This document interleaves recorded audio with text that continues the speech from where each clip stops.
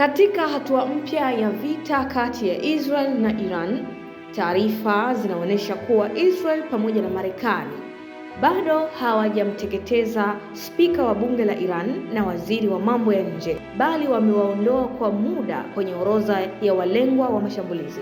Hatua hiyo inatajwa kuwa ishara ya kufungua dirisha la mazungumzo ya kusitisha vita vinavyoendelea kwa kasi katika eneo la Mashariki ya Kati.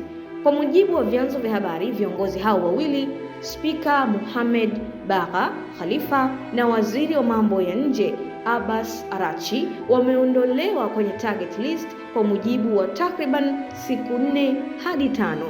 Uamuzi huo umeachiliwa ili kutoa nafasi kwa juhudi za kidiplomasia zinazoongozwa na nchi kama Pakistan, Uturuki na Misri zinazojaribu kuanzisha mazungumzo kati ya pande husika.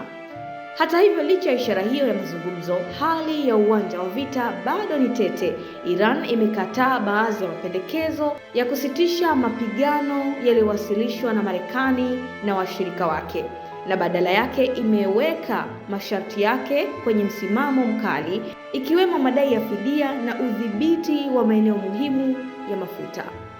Wakati huo huo, mashambulizi yanaendelea pande zote mbili. Israel imeendeleza mashambulizi ya anga ndani ya Iran, huku Iran nayo ikijibu kwa mashambulizi ya makombora dhidi ya Israel na hata malengo ya Marekani katika ukanda wa Ghuba, jambo linaloongeza hofu ya kuenea kwa vita zaidi.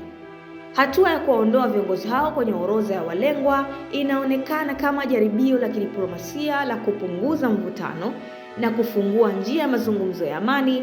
Hata hivyo, tofauti kubwa za kisiasa na kijeshi kati ya pande hizo mbili zinafanya uwezekano kufikia makubaliano kuwa madogo kwa sasa, huku vita ikiendelea kuchukua mkondo wake.